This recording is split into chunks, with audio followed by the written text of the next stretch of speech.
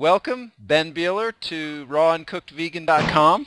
It's a pleasure to Thanks for have you. having Thanks for having me. All right, all right. So the way I usually start these, Ben, is just to hear a little bit about the way you were raised in terms of diet and fitness. Was your family at all conscious of healthy diet or exercise and that sort of thing? Just tell us a little bit about that. Yeah, so neither of my parents were athletic, but I was. I was very athletic. In terms of diet, I think, like many families, we thought we were eating well, when in fact we were eating very poorly. Um, so what did that include? I'd say my mom did a lot of cooking up until I was about 8, and after that it was a lot of kind of processed stuff. Uh-huh. Never fast food, never soda, never candy, but we were eating plenty of cold cuts, and potato chips were around, Yeah, and refined carbohydrates. Um, Dinner would be a vegetable, a starch, and flesh. right, right. Um, Although very early I discovered that I was lactose intolerant. So let's see, that was around first grade when I went off dairy. Okay, first grade, okay. And what were, if you can remember back far enough, or I guess maybe your mom tells the story, but what was it that, what were the symptoms of the lactose intolerance? What was it causing? Yeah, severe intestinal discomfort and flatulence. Mm-hmm, mm-hmm. Okay. I think it was a pretty obvious move on her part. Okay. And did you immediately feel better? Yeah, Yeah. yeah. As soon as I got over the idea that I couldn't have grilled cheese anymore. Right, right. All right, so that was your first introduction to nutrition in an experiential way, and then what happened after that? Let's see. So my next big change came in high school. So in high school, I had a problem during freshman year of cross country. Or actually, it started before that. It started 8th grade. I was trying to be the absolute best runner I could be.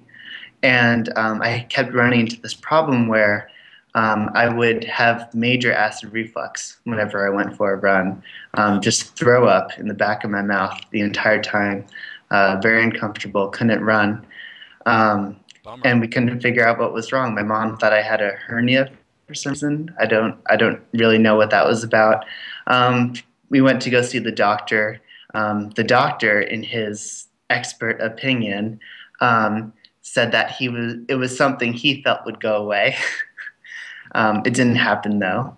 Huh. Um, and my mom suggested trying going off gluten, and I did it, and it worked. Uh-huh. Okay. And did so that went away, and you were able to run with no problems whatsoever. Um, I'd say for the most part. I mean, I wasn't. I was working really hard in school, and days were extremely long, and energy was a problem. I wasn't feeling particularly in top shape, Mm-hmm. but I was able to run without the reflux, and I was able to get through hard workouts. All right. So this was about 8th grade, you said, and you were so were you would you say you were eating vegetables and meat and still eating sugar and chocolate and stuff like that? It's hard to remember exactly. Okay. I Okay. was eating some fruit, always going through the fruit too fast for my parents. They never got to have any of it. So you Um, were naturally a fruit eater. All right. we're all naturally fruit eaters, Paul. We can Right, talk. you're so right, Ben. So right. um, what was it? Just things that were easy to eat and straight from Trader Joe's. I had a big period where I'd go through many cans of organic kidney beans at a time. Huh. Um, I would be eating brown rice bread and rice crackers with tons of soy cheese, soy yogurts, which made me feel terrible, Mm. tons of cold cuts. I loved salami. I'd eat some potato chips when I could get my mom to buy them. Not a lot of carbohydrate-rich foods, a lot of olive oil. By the time I got to high school, Oftentimes, what I'd get from my mother was a big container of salad greens, and it would have some blue cheese. Now, I was mostly off dairy, but I could handle a little bit. And there would be a ton of flesh, cold cuts on top of it, and then this olive oil rich dressing that I'd pour on top. So, really, kind of like a paleo style diet I was on with some refined stuff and some whole foods here and there. If I did have salad, it was going to be with a lot of oil.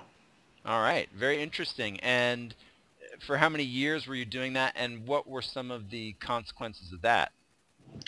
Um, so I did that all throughout high school. I did refine my diet as I went along. I tried to get to that whole foods diet because I realized when I ate normal, unprocessed foods, I felt a lot better. So I would try to have a bowl of brown rice here or there, or what else? I just tried to stay away from the processing. Tried to stay away from the refined sugar. I tried to eat more vegetables. I tried to eat whole meat as opposed to processed meat. I went off the chocolate. I've always had very good self control, and I've always wanted to eat the diet that would make me feel the best. I didn't really know what that was, but I Right. was trying to do it the whole process. Gotcha. Gotcha. So, and you said you did that through high school, and then was it when you reached college that you began to explore veganism a little bit or vegetarianism? Yeah, so after a high school career, I came into high school at a very high competitive level. I was running a 4:45 mile freshman year. First ever mile on the track was the 4:53, um, Wow. and I was one of the guys out there who was looking really good. I worked as hard as I could to get to my absolute peak shape. After sophomore year of high school, after winning the 800 and the 1600 the same year in the Frosh Soft finals, I wanted to win at varsity, so I increased my mileage up to 60 miles a week. Ran the San Francisco Marathon in 3:02, and then 7 days later, I ran 100 miles in 7 days. So that Wow. was back in 16. I was going for it, but I wasn't getting the results. I wasn't getting the race times. So Well, now, wait. When you say you weren't getting the race times that you had set as your goals, or that were average, or what do you mean? I mean, I wasn't progressively getting faster, Okay. only a little bit. And the guys who I was running with freshman year were getting big improvements. Huh. Okay. Okay. So that's kind of how high school went. I didn't quite get to where I wanted to be, so I went to college with a great team that I could run on. Uh-huh. Um, and that's about a year into that is when I started to play around with the idea of veganism. So what happened was I was having indigestion before workouts. So 4 to 5 hours before a tough workout, I'd need to eat a ton of food. And I would go to the taco place and I'd get 4 to 5, 6 corn tacos. And they had meat on them. And even when I gave myself that 4 to 5 hours, I would still have indigestion problems. And I was just so angry at my body. I'm like, okay, why can't my body handle this? It's normal, right? This is what my body should be able to do. But it Right. wasn't doing it. And so one of my teammates said he was going vegetarian before workouts for that exact reason. So he'd go vegetarian until the tough workout, and then he'd eat whatever he wanted to after that. Okay. Now he said for that exact reason. So supposedly he was eating a high meat diet as you were and was having the exact same problems. Yeah. Okay. Okay. I think we all kind of have that experience with meat. You don't want to eat a chicken and then go out for a run. Um, Right. if Right. you eat, 10 bananas, you're going to be able to go out for a run a lot faster. Mm-hmm. Mm-hmm. Right. So what happened then is I started to look more critically at the flesh that I was eating, and I thought to myself, okay, if I can't digest it before a workout, why am I eating it?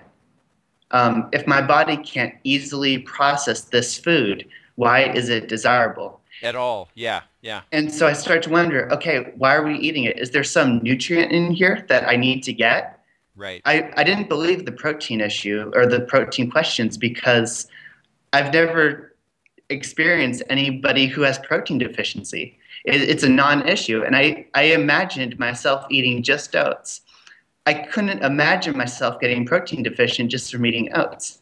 It didn't make any sense to me. Right. Um, so I did some research on veganism on the web, and I couldn't find that nutrient that I was getting from meat that I could only get from meat. Sure, B12 pops up here and there, but even omnivores are B12 deficient. B12 deficiency was discovered in omnivores, and 39% of omnivores have B12 deficiency. Excellent points. Excellent points. Yes. Um, so it started to become very obvious to me that this was non-optimal food. From there, I started picking up a book from Scott Jurek, who's an ultra marathon runner, Yes. famous guy. He was doing a vegan diet.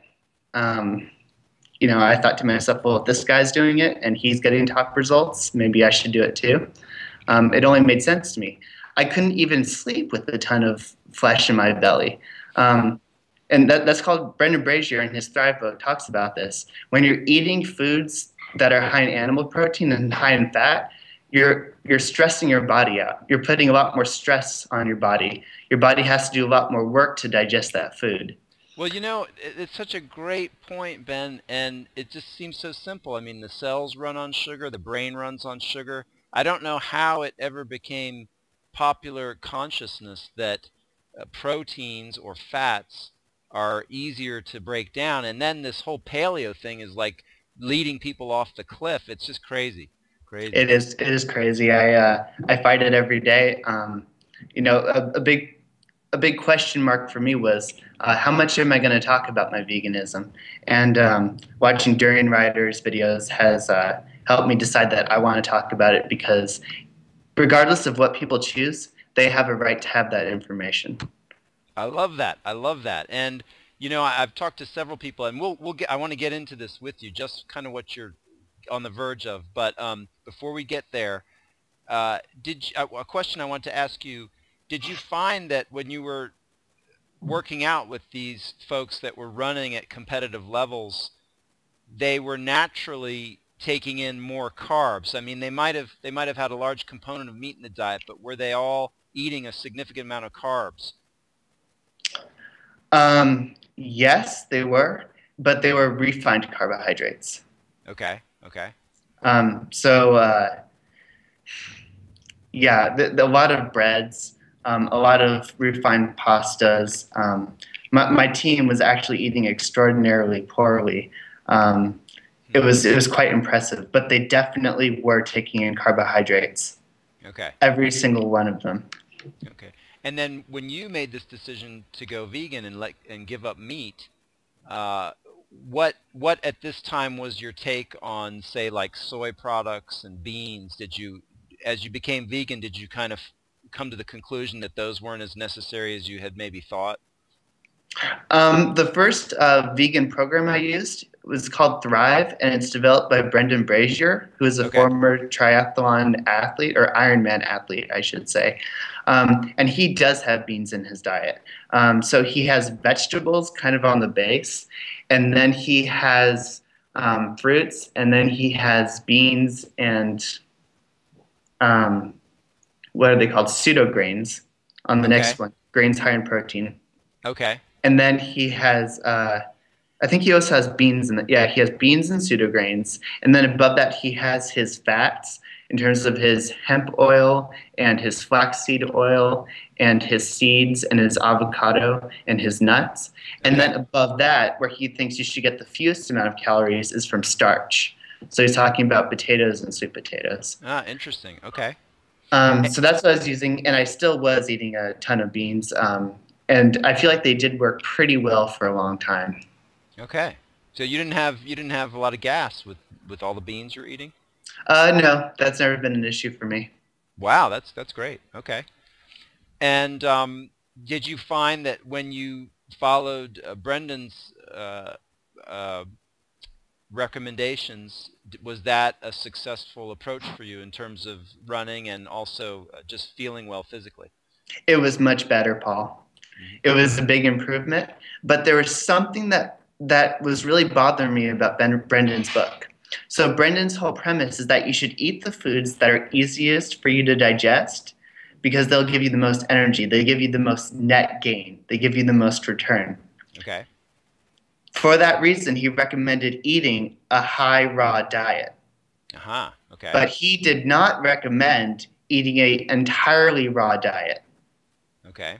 And he did not explain why. Aha. Okay. So there was this huge paradox going on for me.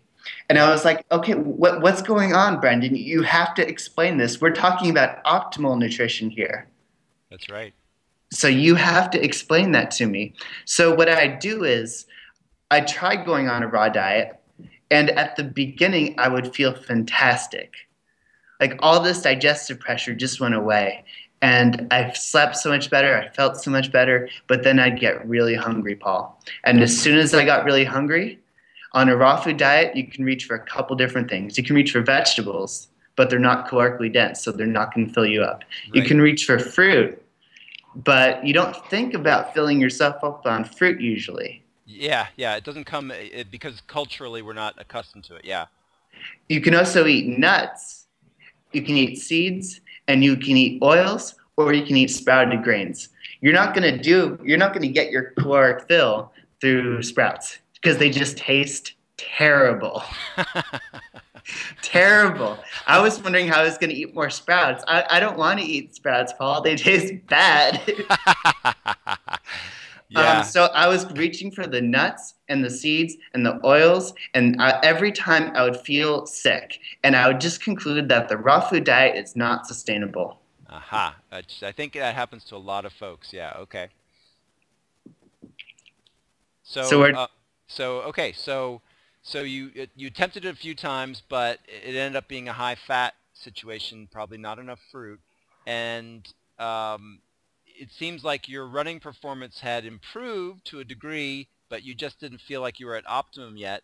And then what was it that shifted things for you where you started to see fruit as a primary calorie source?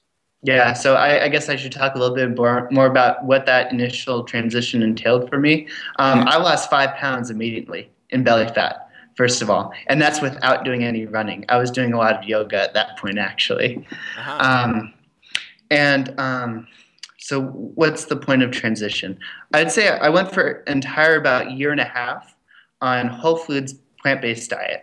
And because the fat made me sick, I would reach towards more grains, more beans, but I was still eating a lot of fat. And that's because I didn't know that too much fat is too much fat.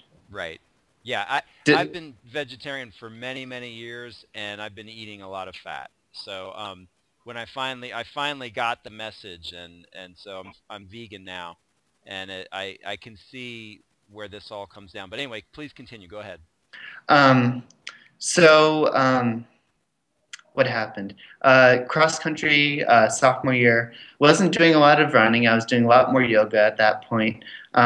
But even off of the very little running, I was able to get a PR. I ran 26 minutes for the 8K, which is 5:15 mile pace for 5 miles. Um, and I was feeling better, but I was just getting zapped again because for snacks in college, I was in my dorm room and I was just eating a ton of nuts and dates Yeah. and just Okay. not feeling. I was feeling better, but I was not on top of it. I didn't Yeah. know exactly what I was doing. Um, so this kind of continued until last summer. Um, it was 4 days before my first ultra marathon, and I was sitting at a raw food potluck across from my breathwork teacher at the ashram in San Francisco. Uh-huh. And he's a raw food specialist. He's gone on retreats with a whole bunch of different raw food gurus, etc. And I asked him, what is the optimal human diet? I wanted to know this question, and I was going to push him to tell me it because I was positive that this guy who was so invested in his health had an answer for me. And he says fruit and vegetables. And I say, but I'm an athlete. How can I possibly eat enough? And eventually I managed to wrestle out a name from him. And he gives me the name, the 80-10-10 diet. Here, I have the book right here. Okay. 80-10-10, Dr. Doug Graham. Yes. So I started doing some research, and then I started to learn about fat, and I started to learn about why I had gone so wrong on the raw food diet, and why I was kind of suffering from fatigue when I felt that I should not have been. And it turns out that when you eat a diet that's high in fat, like I was, even if they're healthy fats, they block the glucose, which your cells function on, from entering your cells. Right. So Right. I was eating a diet that was high in fat, and because of that, the carbohydrates breaking down to glucose could not enter my cells. The result is that you have higher blood sugar levels.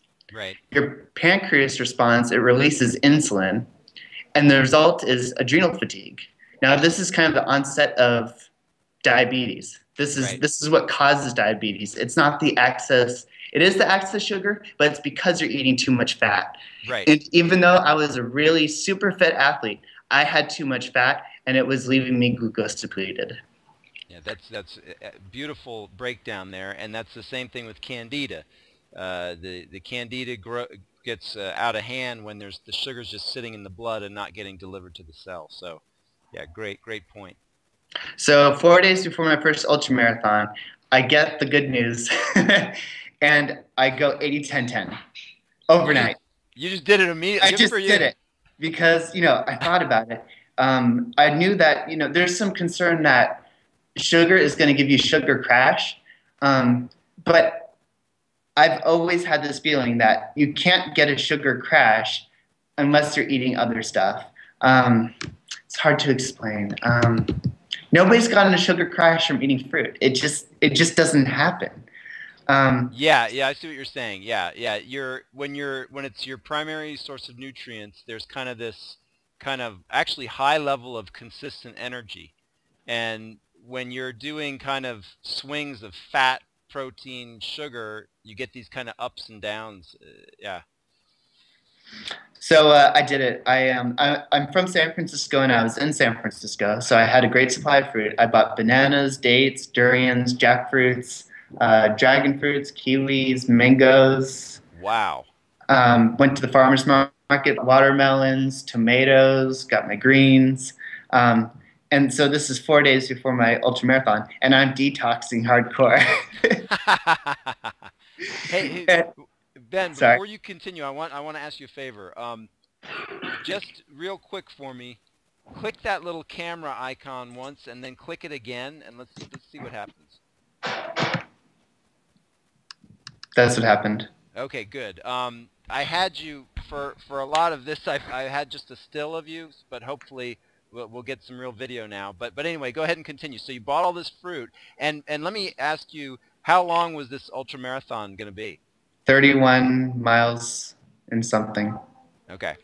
And with 4,700 feet of elevation gain. Wow. Okay.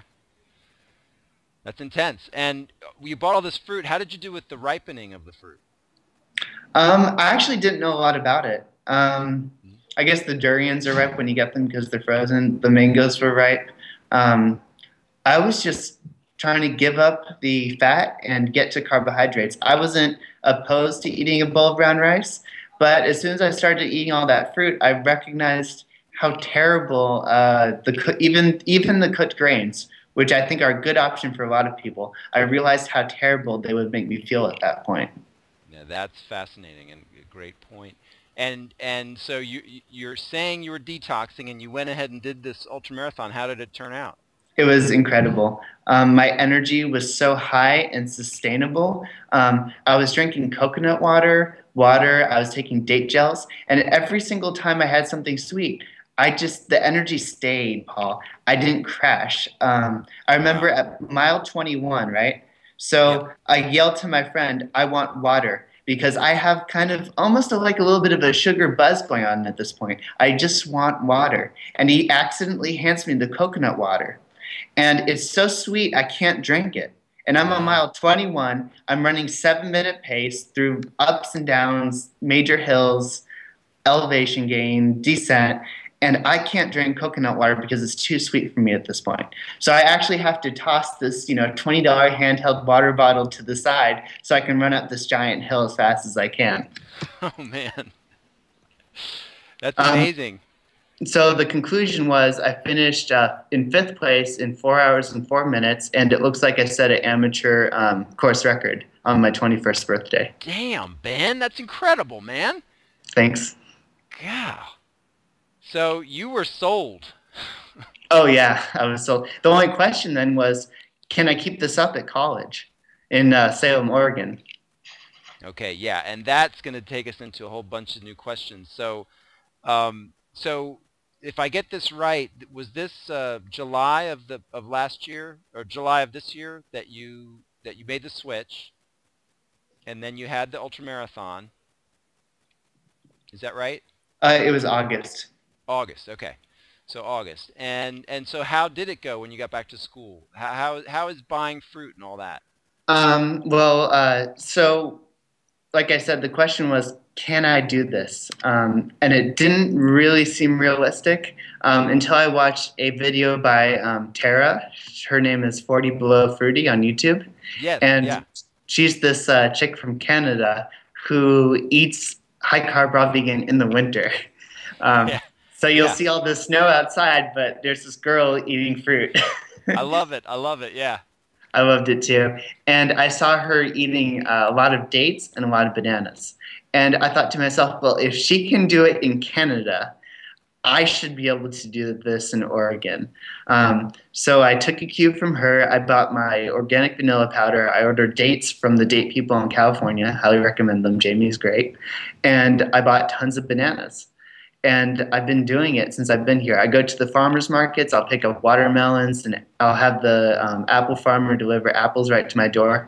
I don't even have a car. I just have a bike with a box on the back, and I make it work. Good for you, Ben. Wow, you're an inspiration. Now, I have to confess, I still eat cooked food, and I really have to get up I've got to do it. I've got to do it. So you're inspiring me. So you get apples delivered to your door. What's the name of the date company again? The date people. The Date People. Okay.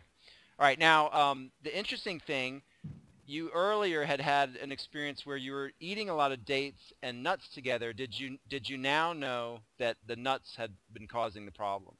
Oh yeah. Okay. Okay. And it not only okay, so it's not just the fat. When you're eating dates and nuts, they're digesting at different rates, and the result is putrefaction inside the gut. Yep. So when you're eating sugary raw desserts like that, it's more than just the fat that's the problem. You're bringing all sorts of problems into play. Some raw fooders, some high carb raw vegan foodists think they can get away with it. Physiologically, that doesn't make any sense to me. Okay. Okay. And it definitely experientially was borne out that way for you. Yeah. Okay. Well, that's fascinating. So then going back to school, one of the things I'd like you to talk about a little is as you've embraced this new lifestyle, how has that affected immediate family and then also your broader social network in terms of like going out with people and then and you mentioned earlier that you were trying to decide how much you wanted to talk about this. So I think it's perhaps we can just hear your views on talking to people that are receptive, talking to people that are not receptive, trying not to alienate people, the convenience. Can you get these things in a restaurant? Go ahead and fill all that in for me. Yeah. Where to start? That's a big question. I'm going to start with socialness in college. Socialness in college is a lot of drug culture. And it's a lot of people who aren't really so invested in their physical bodies or health.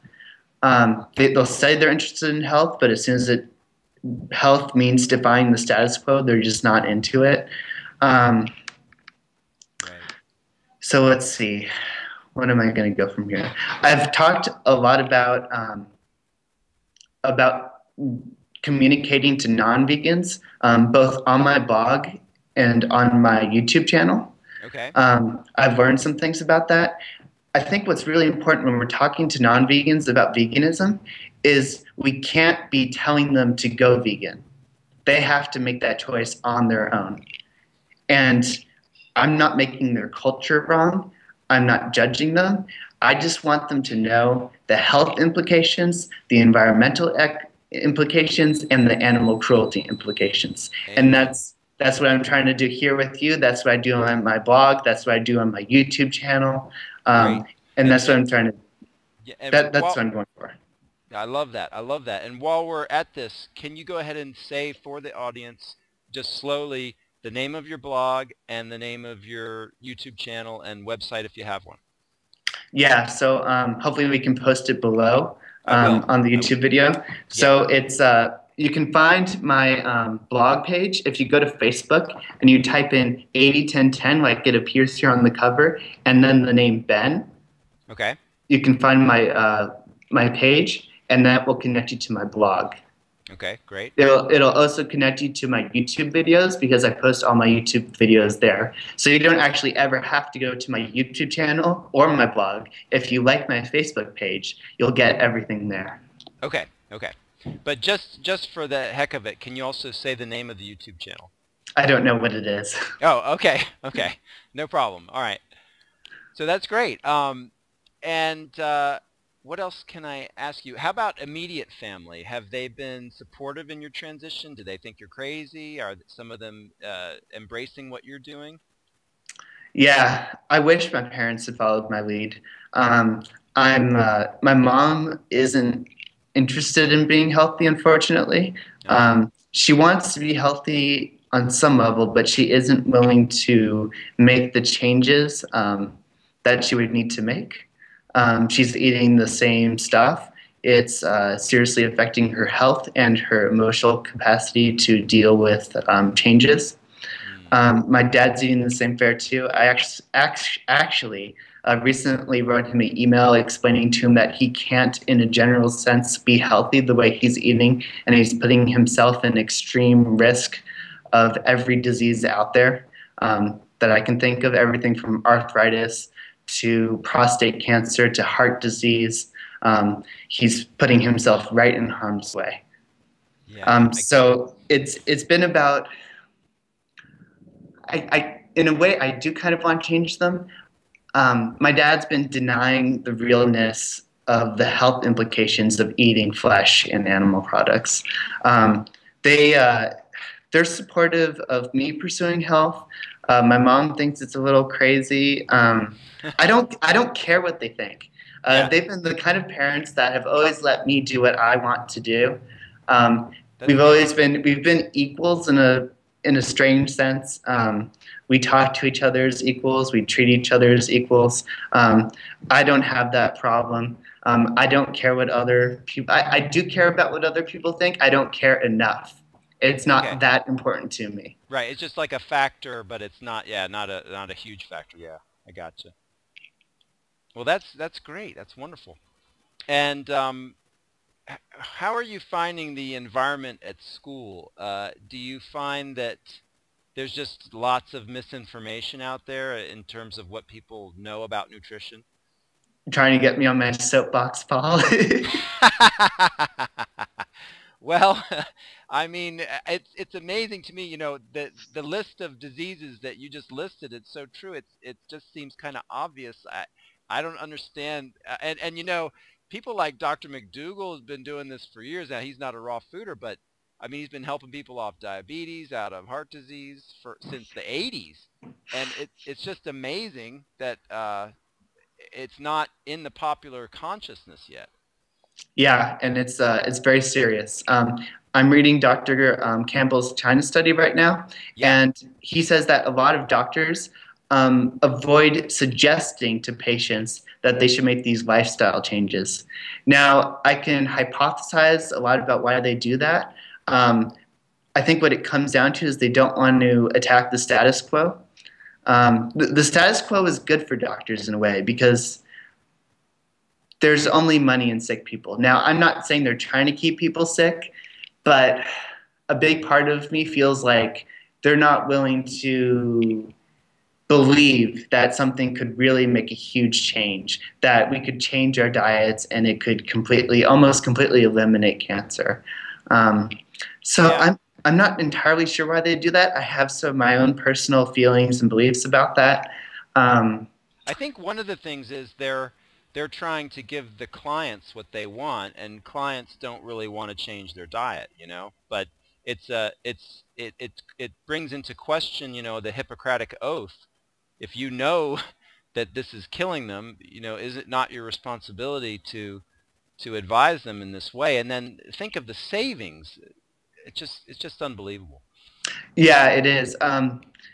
Yeah, so are they intentionally leaving out information? Are they equivocating to their patients?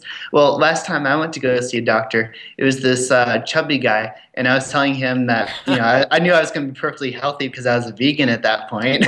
um, Right. and I'd been reading Dr. Gerson and just endless literature saying that we can really heal our bodies through a plant-based diet. And he's telling me, "Oh no, no, you can't do that." And he's 50 pounds overweight. So, God, I think they're in as much denial as their patients in a lot of instances. I think that's true. And I think too one of the complicating factors is they are their instruction and their business is guided by the pharmaceutical industry. So it colors the way they view illness, you know. But anyway, what I would like to hear you talk about a little more is the ethical and environmental aspects of living this way. What about that? Uh, can you? What about that has affected your decisions, and what have you learned in your research in that regard? Well, I have to be honest. Becoming a vegan for health has completely changed my life and how I view my place in the world. Hmm. Um, So as soon as I went vegan, I started to believe that I could be sustainable. I've never thought that before. I've always thought that, we're just using up resources and we're just using them up too fast, and that's how it is, and we have a growing population, end of story. Yeah, Um, yeah, Going vegan and realizing that I'm just eating stuff from a tree, I'm just eating grains, this can be sustainable. right. And Brendan's book, even though it's a book on nutrition, he talks about the ecological impact of a vegan diet, and it's astounding. And I consider a meat eating diet to be unethical, although I don't consider meat eaters to be unethical. Oh, I like that. I like that. It's the behavior, not the person. Yeah. Exactly. And that's why I think it's really important that we don't attack people. Hmm. In terms of animal rights, I'm also not a very big animal lover. My mom just loves our dogs to death. I like animals, don't get me wrong. Um, I feel different around them now that I'm a vegan. You can say whatever you want to about that. You can say it's weird. That's okay. Well, Um, no. You mean you feel different in that you have more recognition of their value. exactly. Yeah. And that our goals are not so different, that we just want to be fed and cared for and show affection toward one another. The relationship has really changed for me. Yeah, yeah. Um, so let's change everything we've said about health. Let's say that eating flesh was a healthy habit and that it was a really good thing for people to eat a piece of pork or something, right? Right. Let's hypothesize that. If people still ate it, regardless of the environmental and cruelty implications, I could understand that. If it was really a healthy thing for them to do, I could not reject that. But it's because they're doing an unhealthy thing that's harming our environment and disrupting the peace and livelihoods of billions of animals annually. That's why I have a problem with it. But a little bit more on animal cruelty. I recently connected to a woman named Jo on Facebook who went vegan first for the animal cruelty issues. I think one example is a baby piglet is picked up in front of her mother from a crate that's so small that they can barely survive in it. And the animal's picked up, and the guy who has it, now without any painkillers, its balls are ripped off, its tail is cut, and its teeth are bashed in. Jeez. And then it's put back. And that's all in front of its mother. And it's killed at 6 months. And that's your pork chop. That's evil. That is evil. It is. And we're doing it. And we're turning a blind eye to it. And it is unethical. Yeah. It is wrong.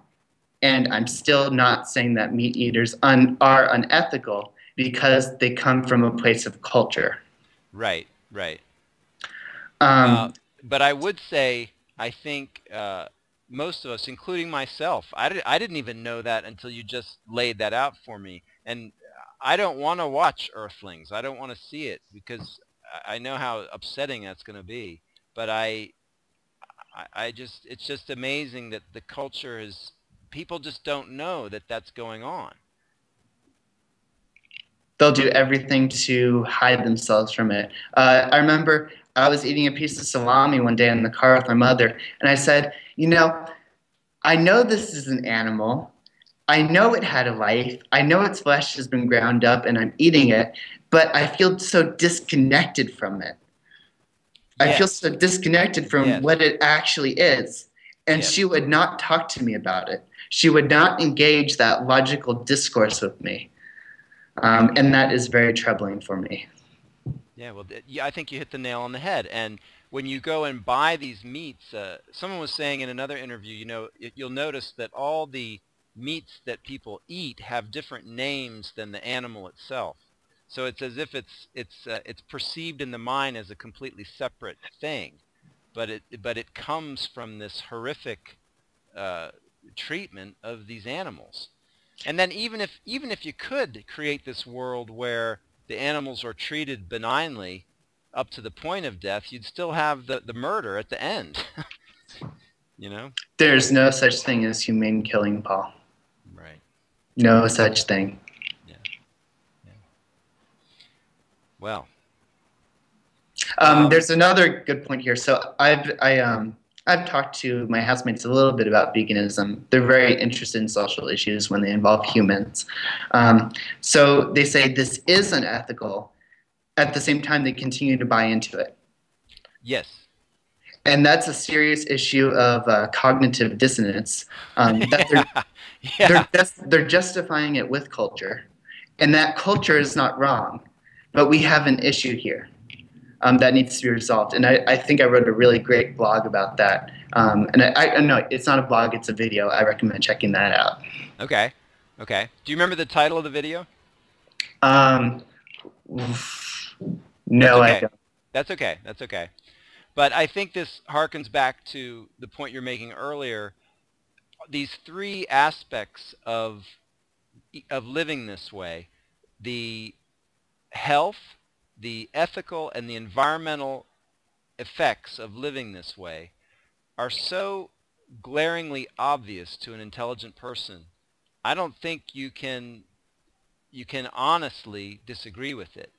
And it's funny when I run into these folks on the internet, they're trying to find ways to justify it. Usually it's on one of those pillars. People will argue one of them, but you can't argue all three of them. There's no way. Yeah. So anyway, are there any things, Ben, that you would like to share with folks, just like tips in transitioning or tips in athletic training? I take it are you still doing ultramarathoning, or are you primarily doing yoga now? I am. I do both. So oftentimes I'm working out for 3 hours a day. Wow. So it's quite a bit. The only reason I work out less is that sometimes I can't eat enough calories from carbohydrates. And I just don't have enough ripe fruit on me some days, and I don't want to go back to starch because that feels terrible. So I am working out maybe 12 to 15 hours a week. Lots of Ashtanga, Vinyasa yoga, and distance running. Ben, I love that. You're modifying your activity so that you can keep eating health. I love that. You're not gonna add that's beautiful. You're gonna keep it as pure as you can, and you'll cut back on physical activity. You're not gonna increase physical activity and thereby have to use substandard foods. That's beautiful. Yeah, and I don't need to be working out 3 hours a day to make improvements. So it's not the end of the world. I'll just do something else, chill out, walk in the sun. Yeah, beautiful, beautiful. Um, That's great because you just keyed me off onto some things I'd like to ask you. What are your conclusions regarding supplementation, particularly B12, vitamin D3, or any other elements that you think are not included, if there are any, in the diet? I think a lot of Durian Rider's work is really great, and he talks about all these things. Some people produce less intrinsic B12, so our bodies naturally make B12. Some people make less than others. I don't know what mine is like. I might consider getting B12 injections sometime in the future. We used to get B12 when we ate our vegetables that had a little bit of dirt on them, and that was our B12. I bought a $10 little thing of supplements, and each pill has 41,000 times as much B12 as I need daily. So I nibble on a little bit of the tablet here and there. Okay. Don't take D3. Get out in the sunshine. I'm talking an hour to 2 hours every day. That's what we need for health. If you can't do that, maybe think about it, but maybe you should also think about restructuring your life so you can get out more in the sun, Yeah. if that's the case. If you can't run, walk. If you can't walk, lie down. Just get out in the sunshine. We just That's need it. that's good. I like that. And what are your thoughts on water? Do you find that eating lots of fruit gives you plenty of water? Do you find you need to add water? I've got 3 words for you, Paula, and for all your viewers. Okay. It's not enough.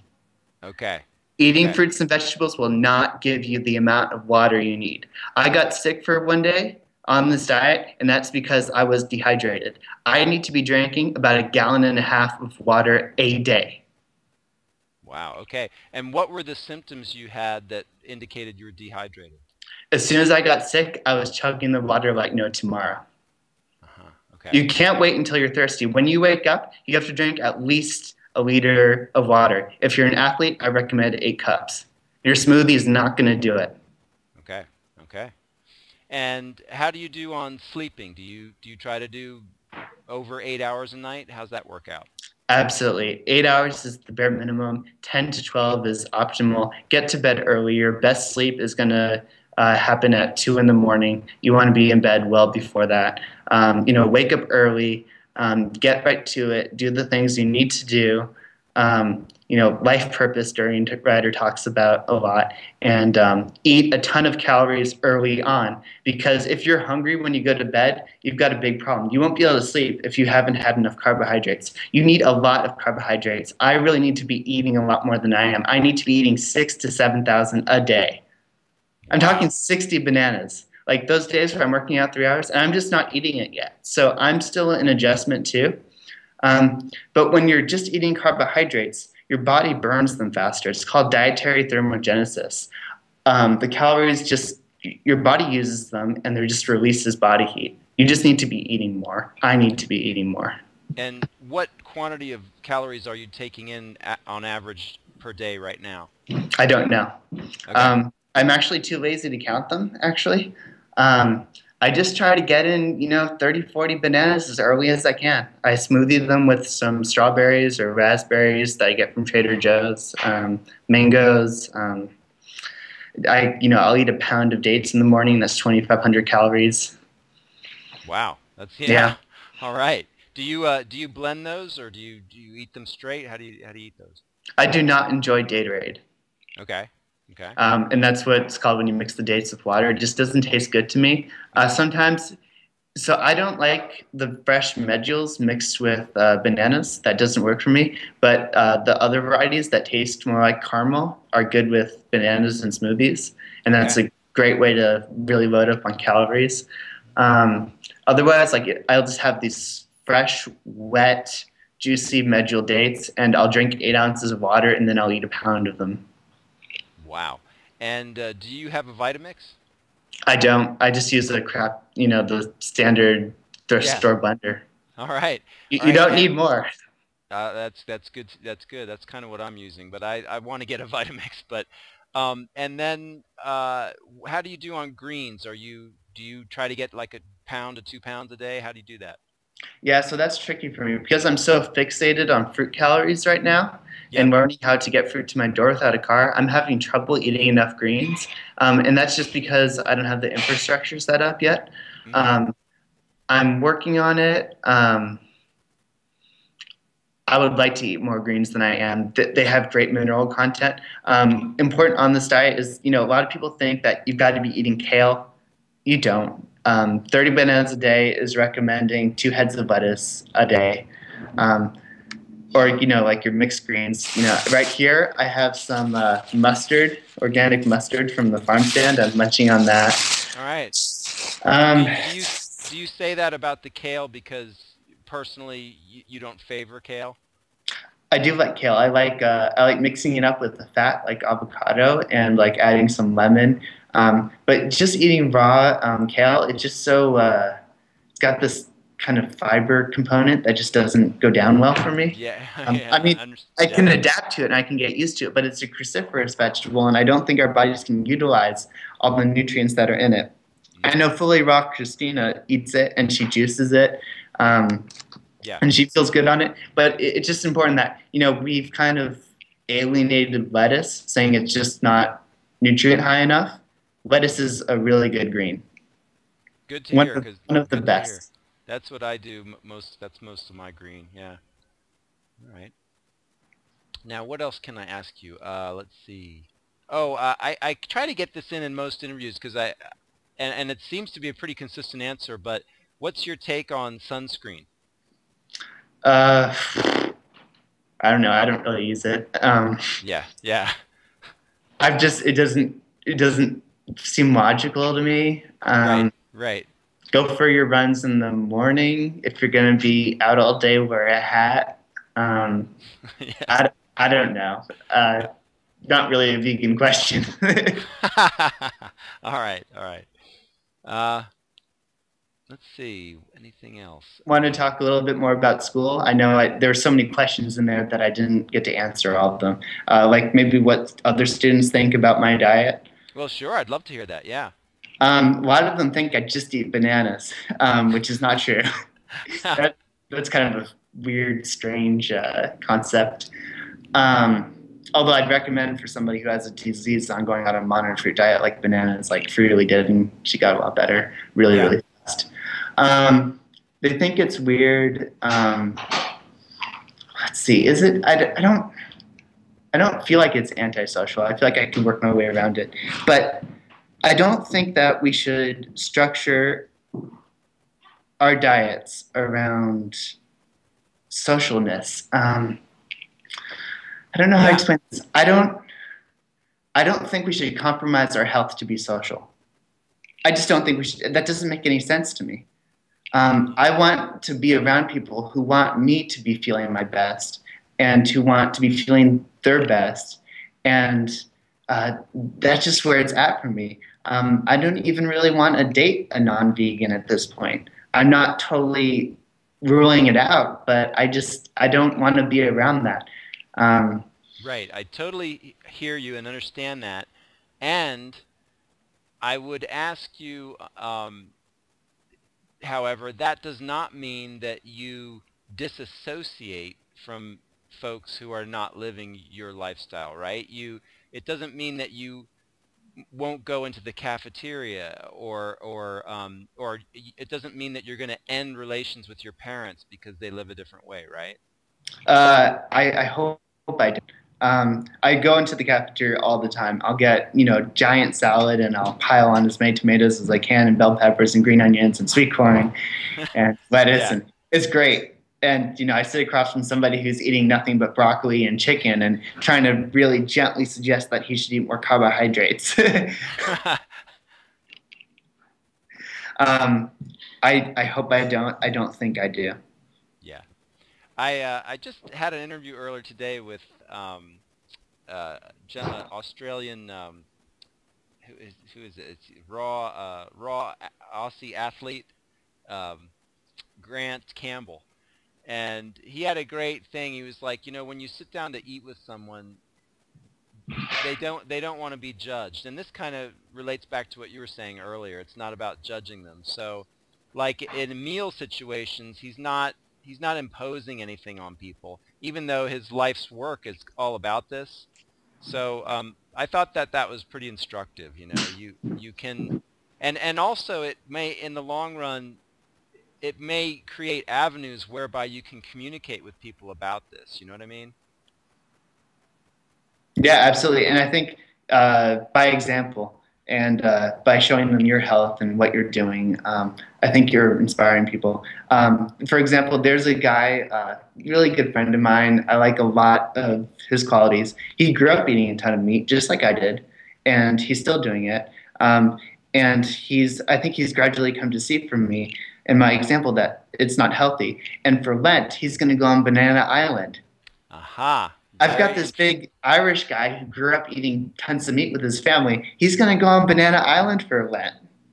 That's It's cool. it's going to happen. So share your food with other people too. Like, look, I'm doing this great thing for my body, and I feel really good, and I want everybody else to feel really good too. And here, have some. Kat Green did a great video on that. Um, I don't care when people make comments about my dietary choices. If they think they're suspicious or they're curious about protein, I'll shoot it at them. I'll shoot them all the information I know right there. As soon as they want to know, they're going to get everything. All right, all right. Well, you're just on fire, Ben, and it's a pleasure. It's inspiring. I want to thank you so much for coming on. If there's any last little things you can think of, any references you'd like to share with folks, I'm gonna include in text things that you've referenced throughout the interview. Unfortunately, we did have this kind of still thing going on with your image, but at least I've got your image and I've got this beautiful audio. So we'll do that, and then perhaps maybe in the future we'll try it again and get a better video. But anything else you want to add? Yeah, so don't believe the people who say that veganism is not legit. It absolutely is. Read the China study, read Dr. McDougall, read 80-10-10. It's the only thing that makes sense. Like Durian Ryder said, it's not an opinion, it's a physiological fact. We are vegans, we are omnivores. Yes, we eat meat, and we have learned to eat meat to survive. And yes, it has been valuable, but it is not good for optimal health. We did that to survive, not to thrive.